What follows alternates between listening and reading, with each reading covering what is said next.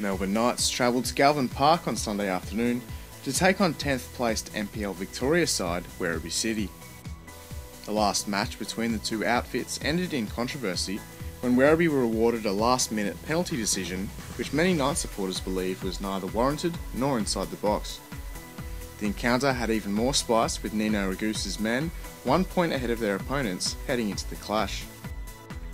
Knights head coach Andrew Marth made the one change to his previous starting 11, which defeated Pascaval last Sunday, with youngster Jordan O'Doherty coming in for fellow youth player Leo Athanasio. O'Doherty took part in both the Doherty Cup quarter-final against South Melbourne and last weekend's game as a substitute after signing with the club in the mid-season transfer window, with his start against Werribee being his first full debut. The Knights were unchanged in all other areas of the park, with fellow new signing Michael Doyle and Stipo Andrijasevic cementing their positions in the starting 11 at right back and left wing respectively.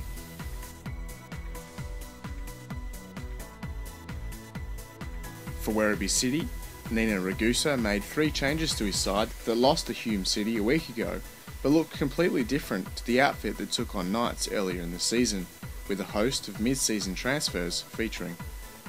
The biggest change for the Bees was the switch of goalkeepers, with Tommy Dunn coming in for Roderick Youssef, who dropped to the bench.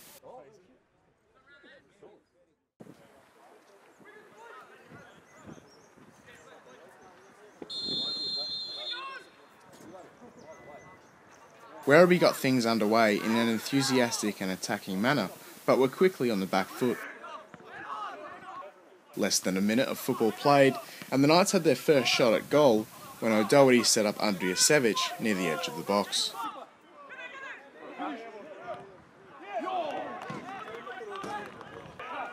Two minutes later, and some good pressure from the away side saw them take back possession before an Uskok strike sailed over the bar.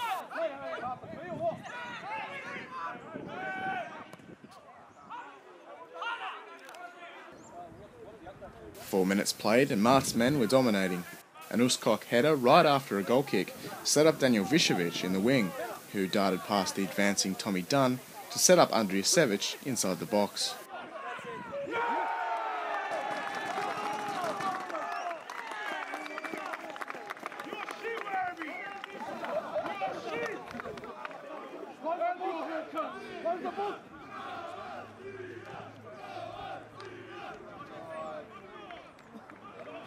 An early goal for the Knights, who capitalised on some very poor Werribee defending, and was also Andrijasevic's first goal for the club since joining in the window.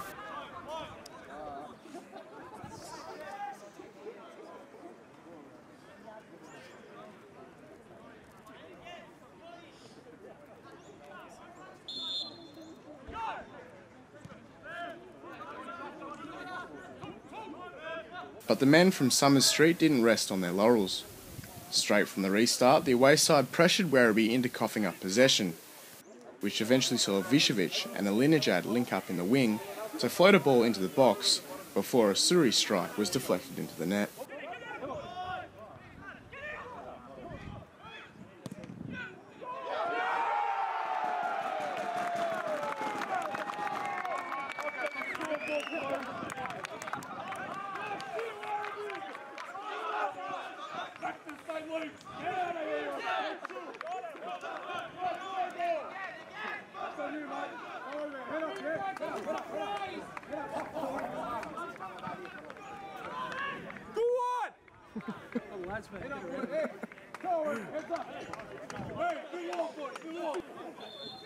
The Knights' onslaught continued shortly after, when a free kick into the box forced Werribee into some desperate defending, before Andrijasevic was eventually flagged for offside.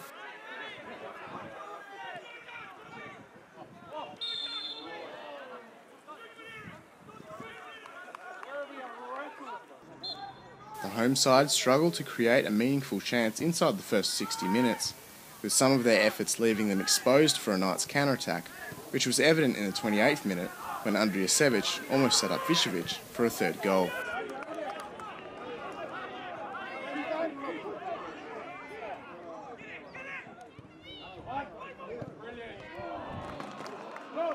Višević did well in the right wing to create space for himself, and moments later had an opportunity to shoot, but his effort was well off target.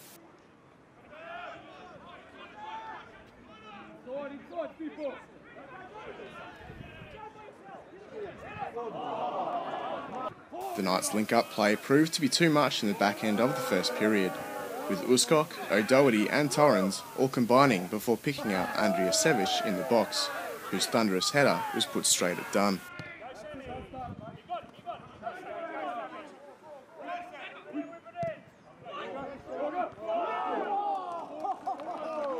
That was the last major moment of significance before the break, with the score 2-0 to the Knights as the players entered the sheds.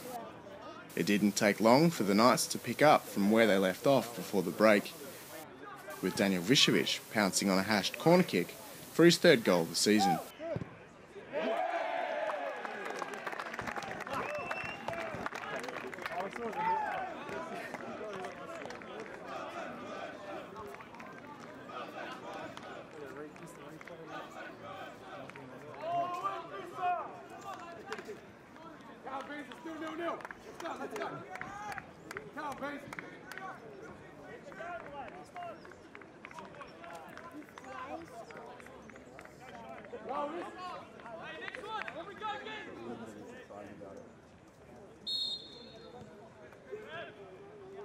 O'Doherty's corner kicks were a problem that Werribee struggled to deal with, which opened up space for two of last week's goal scorers to shoot, with Ivan Grgic and Tomislav Uskok both having efforts blocked.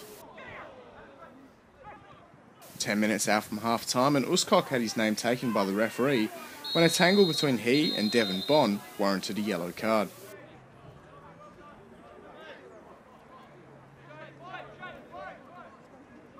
From the subsequent free kick, Werribee created their first real chance, with Stephen Kudryk putting a header over the bar. Shortly before the hour mark, and the Knights were back on the score sheet. A good ball sprayed out wide by skipper Ben Suri picked out Višević, who cut inside and curled his effort into the back of the net.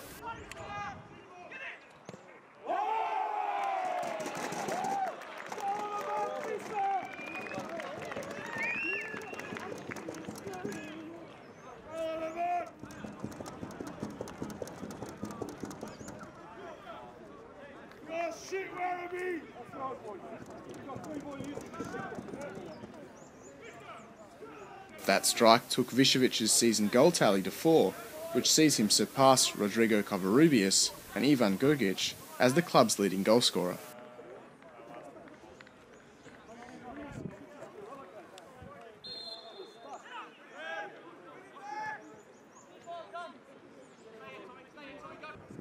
But against the run of play, Werribee were able to respond almost immediately when Matthew Kundari picked out substitute Simon Toyley at the back post, who got the slightest of touches to caress the ball past Chris May and into the back of the net.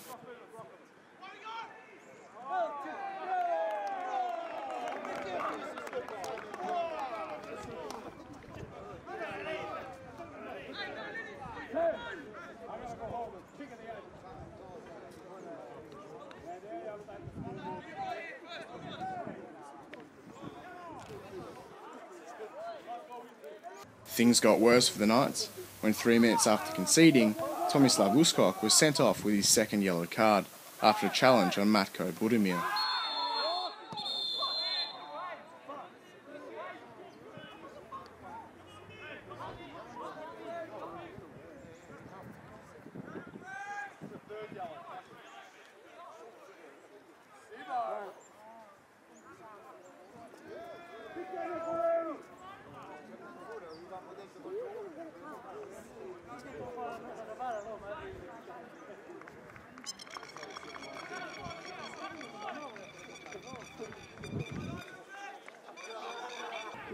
Werribee made the most of the aerial void left by Uskok, with the Bees scoring their second through Batsis with 20 minutes left on the clock.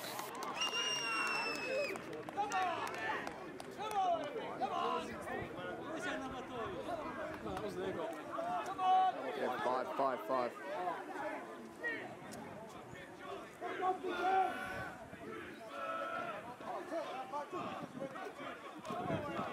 Having completely flipped the match's momentum, Werribee could and should have bagged their third when a cross to the near post found Batsis again.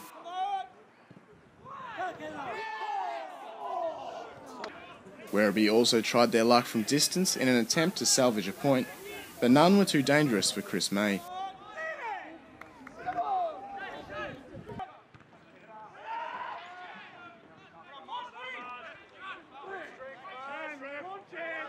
So a dominant hour for the Knights was enough to take all 3 points despite a late Werribee surge, which sees the away side jump up the table into 10th, with Werribee replacing Knights men in 9th on the NPL Victoria table. Youngster Jordan O'Doherty spoke to Knights TV after the victory.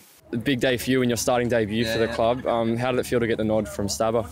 Well, it felt good. Obviously, I haven't started yet, and I've just been coming off the bench, and through training this week, I've been doing quite well, and it was good to get the nod from Stabber, and it's good to get the win today. So, how have you found it here in your first couple of weeks at the club? It's very professional. It's a step up from coming from the NPL in Adelaide. I'm really enjoying it. Everyone's very welcoming, and the football's good quality, so I want to play at my highest level possible. So, obviously a big win today. How did you find it out there on the pitch? It was a big win, yeah. It was tough. It was a physical game. Obviously, the pitch wasn't very good for us in the end, but it was good to get the win, obviously. Hard-fought win. On a personal level, you played quite well, I thought, during a shift today. How does it feel, and what did you make of your own performance? I thought I played all right. Obviously, my own biggest critic, I'll always think I should have done better in some things, but I'm just happy to get the win and happy to work hard for the team, so it's good. Over the last few weeks, there's been a good run of results. What's the morale sort of like amongst the squad at the moment? Seems like we're not going to lose, to be honest. I mean, everyone's very confident at the moment. It's just confident that we're going to get back on track and start playing good football again. It's obviously a big move for someone your age to come into state to play for a club like Melbourne Knights. Sort of, what are you hoping to, develop as a footballer, obviously, but what else are you hoping to take away from the experience? Oh, it's just an experience. I've come over here just to obviously get on the radar again. I played last season for Adelaide United youth team. I just want to expose myself as much as possible and play at the highest level possible, and I feel like I can do that at Knights. So, is there any players in particular in the squad that are sort of taking you under their wing and are helping you out? Well, yeah, all of them really experienced players. Obviously, Milan's quite good. Ben's a good captain. Chris is good. Tommy, everyone's good for me, and it's good to be a young player in the squad.